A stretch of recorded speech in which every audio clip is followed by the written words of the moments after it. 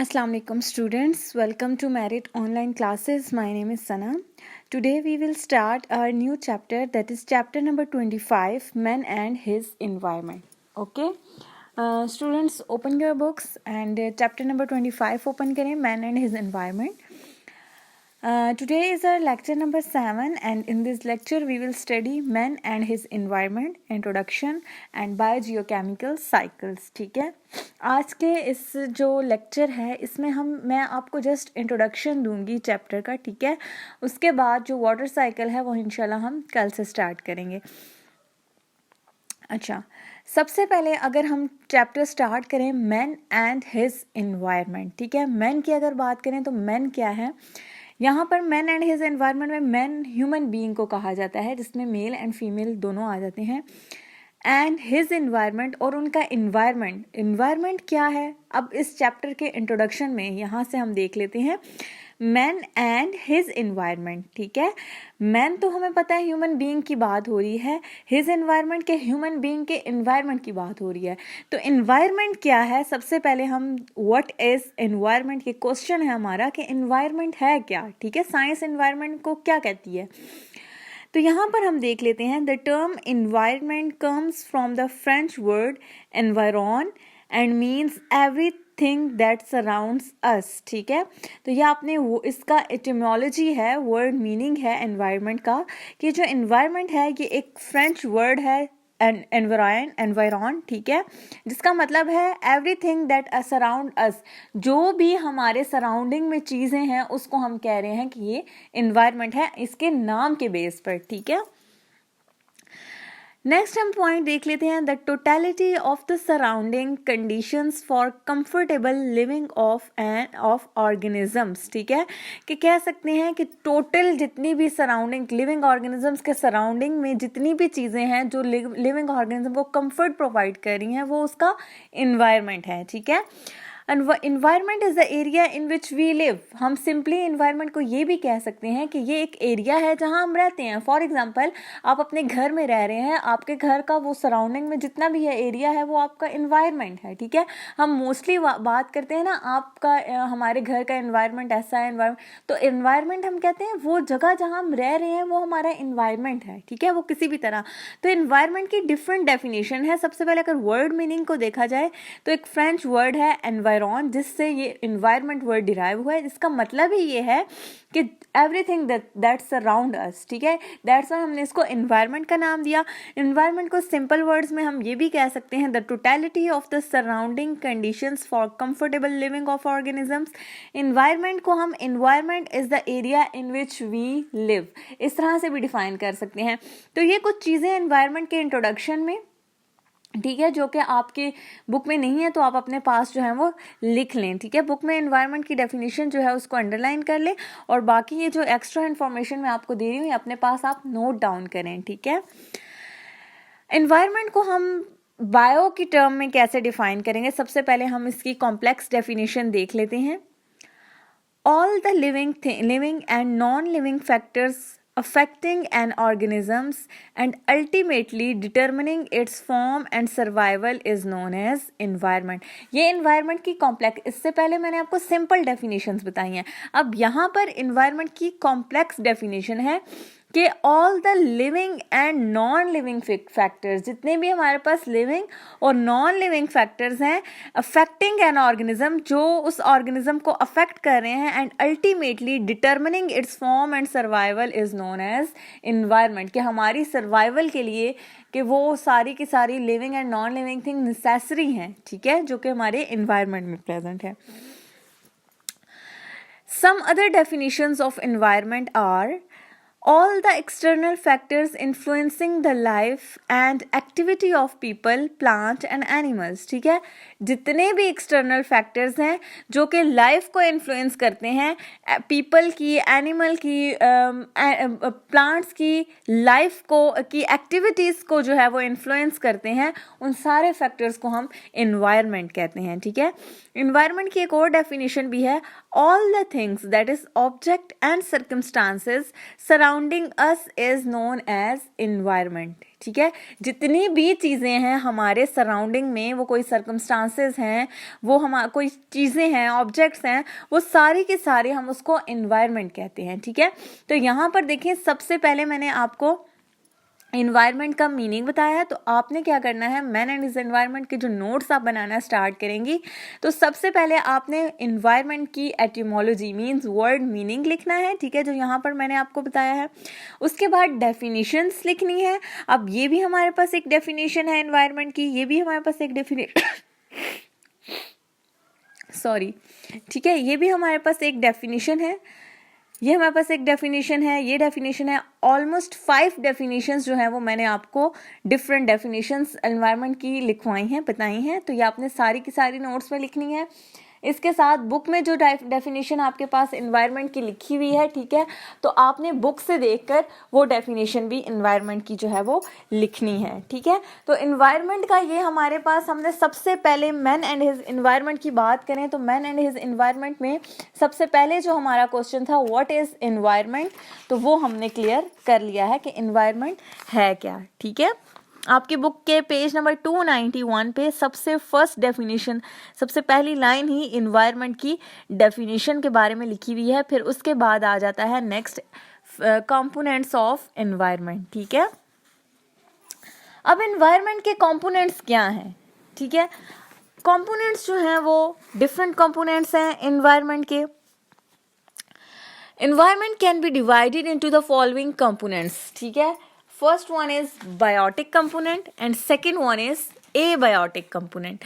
अब ये बायोटिक और एबायोटिक का क्या मतलब है? अभी जब हम डेफिनेशन स्टडी कर रहे थे तो इस डेफिनेशन में हमारे पास था कि जितने भी हमारे पास सराउंडिंग में चीज़ें हैं, ठीक है, वो सारा का सारा हमारा इन्वायरमेंट है।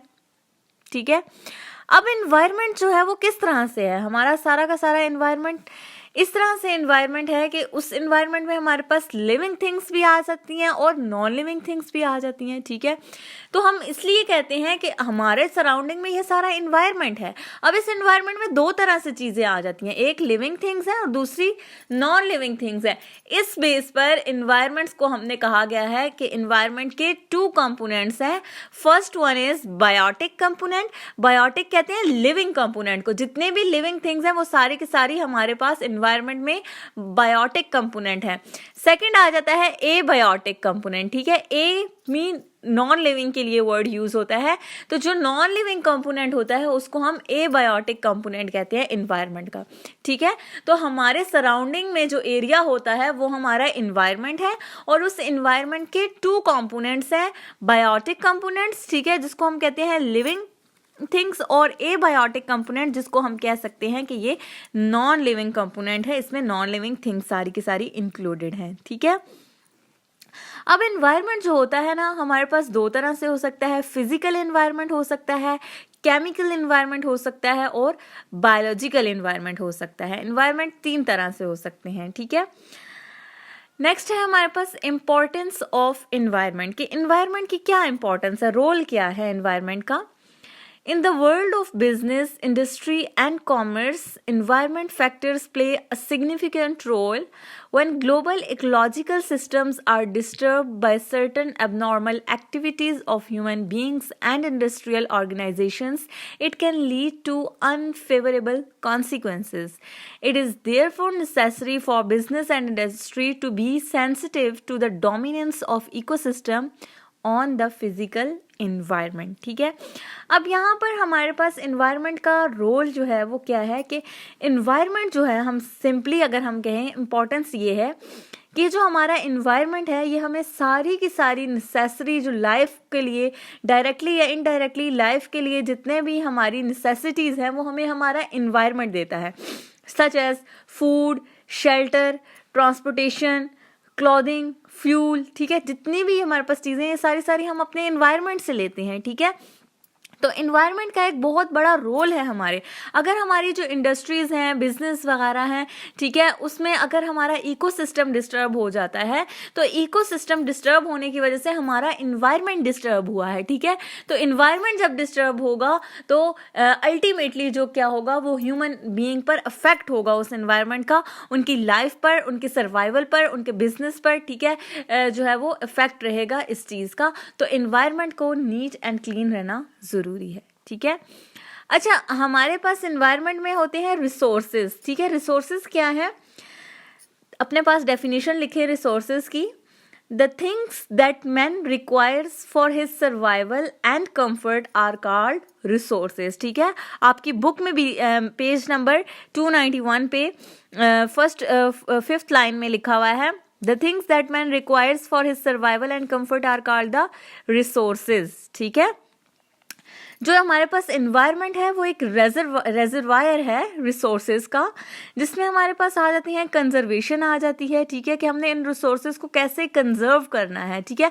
अब नेचुरल रिसोर्सेज है, जैसे हमारे पास कोल है, नेचुरल गैस है, ठीक है, ऑयल है, ये हमारे पास नेचुरल रिसोर्सेज हैं। इन रिसोर्सेज को यूज़ करके हम एनर्जी लेते हैं, ठीक है। अगर हम इन रिसोर्सेज को कंजर्व नहीं करेंगे, सेव नहीं करेंगे, तो क्या होगा कि आहिस्ता आहिस्ता ये रिसोर्सेज हमारे पास ख़त्म हो जाएंगे। जब ये रिसोर्सेज ख़त्म हो जाएंगे तो उसके बाद जो है सर्वाइवल जो है वो थोड़ा डिफ़िकल्ट होगा लिविंग ऑर्गेनिजम्स का, ठीक है। तो इन नेचुरल रिसोर्सेज को मेंटेन करने के लिए केयरफुल यूज़ करने का जो प्रोसेस होता है उसको हम कहते हैं कंजर्वेशन, ठीक है। तो इन्वायरमेंट की कंजर्वेशन में नेचुरल रिसोर्सेज को कंजर्व करना जो है वो ज़रूरी है। हम नेचुरल रिसोर्सेज को की कंजर्वेशन करेंगे तो हमारे पास जो हमारा इन्वायरमेंट है उसकी कंजर्वेशन होगी, ठीक है, क्योंकि हम जितनी भी चीज़ें यूज़ करते हैं वो सारी की सारी जो है वो इन्वायरमेंट से लेते हैं। तो अगर हम इन्वायरमेंट को कंजर्व करना चाहते हैं तो उसके लिए हमें सबसे पहले क्या करना है कि कंजर्वेशन करनी है नेचुरल रिसोर्सेज की, ठीक है। उसके बाद हम जो रिस्पायरेशन ब्रीदिंग करते हैं तो वो हमारे जो ब्रीदिंग का प्रोसेस, जो हम सांस ले रहे हैं, ठीक है, अब ये जो हम सांस ले रहे हैं ये सांस कैसे लेते हैं, ये भी इन्वायरमेंट से बेसिकली हम गैसेस जो हैं वो इनहेल एंड एक्सेल करते हैं। अगर इस इन्वायरमेंट में ऑक्सीजन की अमाउंट कम हो जाएगी तो हमारे लिए ब्रीदिंग करना जो है वो पॉसिबल नहीं होगा, हमारी लाइफ जो है वो थ्रेटन होगी। तो इसलिए हमने अपने इन्वायरमेंट को इस तरह बनाना है कि इसमें हमारे जो सोर्सेज हैं वो कम ना हो बल्कि मेंटेन रहे। हमने उन सारे सोर्सेज को कंजर्व करना है, ठीक है। तो ये हमारे पास, इसको हम कहते हैं प्रॉपर रिसोर्स मैनेजमेंट, कि हम प्रॉपरली जो हमारे पास रिसोर्सेज नेचुरली प्रेजेंट है उनको मैनेज करना है ताकि थ्रू आउट द लाइफ जो है वो जितने भी ह्यूमन बीइंग्स आ रहे हैं उन सब को वो रिसोर्सेज जो हैं वो प्रोवाइड हों और लाइफ के उनका जो सर्वाइवल है वो पॉसिबल हो सके, ठीक है। तो ये हमारे पास बेसिकली इन्वायरमेंट का इंट्रोडक्शन था। अब इस चैप्टर के अंदर हम मैन एंड हिज इन्वायरमेंट है, क्योंकि इस चैप्टर का नाम ही है ये है, तो इस चैप्टर के अंदर हम इन्वायरमेंट को हमने देख लिया डेफिनेशन। अब इस इन्वायरमेंट में जितने भी साइकिल्स हैं जो ह्यूमन बीइंग्स को अफेक्ट करते हैं या ह्यूमन बीइंग के लिए नेसेसरी हैं, उन साइकिल्स को जो है वो हम इसके अंदर स्टडी करेंगे, ठीक है, इस चैप्टर के अंदर। अच्छा, सबसे पहले हमारे पास है बायोजियोकेमिकल साइकिल्स, ठीक है। अब बायोजियोकेमिकल साइकिल्स क्या हैं? बेसिकली अगर हम इसकी डेफिनेशन देखें, the flow of chemical elements and compounds between living organisms and the physical environment is called biogeochemical cycles। आपकी बुक में ये डेफिनेशन लिखी हुई है, इसको मार्क कर दें, ठीक है। हम कह रहे हैं कि केमिकल एलिमेंट्स हैं और जो कंपाउंड्स हैं, ठीक है, कि इन केमिकल एलिमेंट्स और कंपाउंड्स लिविंग ऑर्गेनिजम्स और फिजिकल एनवायरनमेंट के दरमियान जो फ्लो है केमिकल एलिमेंट्स का, उनको हम बायोजियोकेमिकल साइकिल्स कहते हैं। अब जिस तरह फॉर एग्जांपल हम कह सकते हैं लिविंग ऑर्गेनिजम्स में प्लांट्स हैं, एनिमल्स हैं, ह्यूमन है, तो एक केमिकल है जिसको हम वाटर कह रहे हैं, कंपाउंड है, ठीक है, ये वाटर यूज़ करते हैं, ठीक है। फिर वाटर यूज़ करने से इसी तरह जो वाटर हम यूज़ करते हैं जिस तरह प्लांट्स को वाटर देते हैं, फिर उस प्लांट से ट्रांसपायरेशन का प्रोसेस होता है, वाटर इवेपोरेट होता है, क्लाउड्स बनते हैं, दोबारा से फिजिकल एनवायरनमेंट में वो वाटर जाता है, फिर से बारिश होती है, एक साइकिल कंप्लीट होता है, ठीक है। तो इसी तरह के एनवायरनमेंट में जो कंपाउंड्स, लिविंग ऑर्गेनिजम्स और फिजिकल एनवायरनमेंट के दरमियान जो कंपाउंड्स का फ्लो होता है, इस फ्लो को हम बायोजियोकेमिकल साइकिल्स कहते हैं। अब बायोजियोकेमिकल साइकिल्स में डिफरेंट केमिकल्स हैं, कंपाउंड्स हैं, जिस तरह वाटर है, नाइट्रोजन है, कार्बन डाइऑक्साइड है, फास्फोरस है, सल्फर है, ये सारे के सारे हमारे पास जो है वो बायोजियोकेमिकल साइकिल्स में है। वाटर साइकिल है, नाइट्रोजन साइकिल है, कार्बन साइकिल है, फास्फोरस साइकिल है, सल्फर साइकिल है, सारे के सारे वो बायोजियोकेमिकल साइकिल्स में आ जाते हैं, ठीक है। अब यहाँ पर डिटेल में देख लेते हैं what is a biogeochemical cycle, ठीक है। अब यहाँ पर सबसे पहले मैंने यहाँ पर आपको बताया है word meaning. Bio mean life, geo mean earth, chemicals mean elements, ठीक है। अब एलिमेंट्स कौन से हैं? Carbon, oxygen, nitrogen, phosphorus and sulphur. तो बायोजियोकेमिकल के नाम से पता चल रहा है कि बायो लाइफ के, लिविंग ऑर्गेनिजम्स के बारे में बात हो रही है, जियो अर्थ के बारे में, फिजिकल एनवायरनमेंट के बारे में बात हो रही है, और केमिकल जो है वो केमिकल मीन्स एलिमेंट्स, किसी भी केमिकल कंपाउंड की बात हो रही है। तो हम सिंपली इसको डिफाइन कर सकते हैं कि लिविंग ऑर्गेनिज्म और फिजिकल एनवायरनमेंट मीन अर्थ और लिविंग ऑर्गेनिजम्स में जो साइकिल कंप्लीट होता है एलिमेंट्स, केमिकल कंपाउंड्स का, उसको हम बायोजियोकेमिकल साइकिल कहते हैं, ठीक है। नेक्स्ट मैंने यहाँ लिखा हुआ है a cycling of nutrients, water, carbon, oxygen, nitrogen, phosphorus, sulfur from the abiotic components of the ecosystem, water, air, soil, rock, through the biotic components, plants, animals, fungi, bacteria, ठीक है। अब यहाँ पर मैंने पहले आपको स्टार्ट में डेफिनेशन में बताया था कि जो बायोजियोकेमिकल साइकिल है इसमें न्यूट्रिएंट्स होते हैं, मीन्स जो केमिकल्स होते हैं, जिस तरह वाटर है, कार्बन है, ऑक्सीजन है, नाइट्रोजन, फास्फोरस, सल्फर, ये मूव करते हैं, फ्लो करते हैं फ्रॉम एबायोटिक कंपोनेंट कहते हैं फिजिकल एनवायरनमेंट को, ठीक है। अब फिजिकल है वाटर, एयर, सॉइल, रॉक, ये सारे एबायोटिक है, नॉन लिविंग है, फिजिकल एनवायरनमेंट है, ठीक है। अब ये फ्लो होता है एबायोटिक से बायोटिक की तरफ। अब यहाँ से ये वाटर, एयर, सॉइल, रॉक जो है, ये नॉन लिविंग कंपोनेंट किस में जाएंगे? लिविंग बायोटिक कंपोनेंट में जाएंगे। बायोटिक कंपोनेंट्स कौन से हैं? बैक्टीरिया है, फंजाई है, एनिमल है, प्लांट है, ठीक है, ये लिविंग ऑर्गेनिजम्स हैं। तो ये जो फ्लो हो रहा है न्यूट्रिएंट्स का from abiotic to biotic component, इसको हम कह सकते हैं ये बायोजियोकेमिकल साइकिल है, ठीक है। तो हम बायोजियोकेमिकल साइकिल को डिफरेंट इसकी डेफिनेशन हम लिख सकते हैं। हम सिंपली इसको ये भी लिख सकते हैं flow of chemical elements from between living organisms and physical environment is called biogeochemical cycle। हम इस तरह से भी लिख सकते हैं a cycling of nutrients from the abiotic components of the ecosystem through the biotic component, ठीक है। सिंपली हम इस तरह से भी बायोजियोकेमिकल साइकिल को एक्सप्लेन कर सकते हैं, ठीक है। अब यहाँ पर भी बायोजियोकेमिकल साइकिल्स की जो है वो बेसिकली आपके पास बताया गया है कि इसका क्या मतलब है, ठीक है। अब बायो मीन्स लाइफ है, जियो मीन्स अर्थ है, ठीक है, लैंड की बात हो रही है, ठीक है। केमिकल मीन्स एलिमेंट्स हैं, कंपाउंड्स हैं, और साइकिल्स मीन रिपीटेडली। साइकिल का मतलब है एक चीज़ जो बार बार रिपीट हो, तो उसके लिए हम वर्ड साइकिल यूज़ करते हैं, ठीक है। तो यहाँ पर भी बताया जा रहा है कि बायोजियोकेमिकल साइकिल्स में जो एलिमेंट्स होते हैं, जो न्यूट्रिएंट्स होते हैं, वो साइकिल के फॉर्म में रिपीटेडली जो है वो एबायोटिक से बायोटिक की तरफ जा रहे हैं, ठीक है। अब यहाँ पर एक और डेफिनेशन लिखी हुई है बायोजियोकेमिकल साइकिल की, cycling of materials between the environment and organisms, ठीक है। एनवायरनमेंट और ऑर्गेनिजम्स के दरमियान जो मटेरियल्स की साइक्लिंग हो रही है उसको हम कहते हैं बायोजियोकेमिकल साइकिल्स, ठीक है। अब बायोजियोकेमिकल साइकिल्स में केमिकल प्रोसेस भी होता है और बायोलॉजिकल प्रोसेस भी होते हैं, ठीक है। अब एलिमेंट्स की अगर बात करें तो बायो एलिमेंट्स क्या होते हैं? जितने भी केमिकल एलिमेंट्स होते हैं जो लाइफ के लिए इसेंशियल हैं, लिविंग ऑर्गेनिजम्स के लिए इसेंशियल हैं, उन एलिमेंट्स को हम बायो एलिमेंट्स कहते हैं, ठीक है। अब बायो एलिमेंट्स की बात करें तो अबाउट 92 एलिमेंट्स जो हैं वो डिस्कवर हो चुके हैं नेचर में, ठीक है। इन 92 एलिमेंट्स में से जो 6 एलिमेंट्स हैं हाइड्रोजन है, कार्बन है, nitrogen, oxygen, phosphorus and sulphur, ये 6 एलिमेंट्स जो हैं वो लाइफ के लिए क्रिटिकल हैं, ठीक है, बहुत ज़्यादा ज़रूरी हैं, ठीक है। तो अब ये जो 6 एलिमेंट्स है, कार्बन, हाइड्रोजन, ऑक्सीजन, ये जो है वो रिपीटेड, वो साइकिल्स में रिपीट होते हैं from abiotic to biotic component, ठीक है।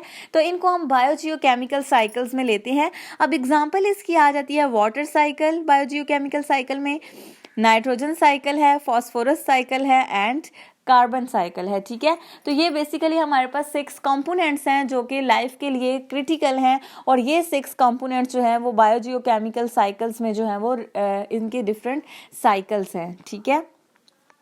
अच्छा, types of biogeochemical cycles. Biogeochemical cycles can be classified as gaseous cycle, ठीक है, इसको हम गैशियस साइकिल की फॉर्म में भी क्लासीफाई कर सकते हैं। The term gaseous cycle refers to the transformation of gases between the various biogeochemical reservoirs, hydrosphere, atmosphere and biosphere. Important gaseous cycles are nitrogen cycle, oxygen cycle, carbon cycle and water cycle, ठीक है।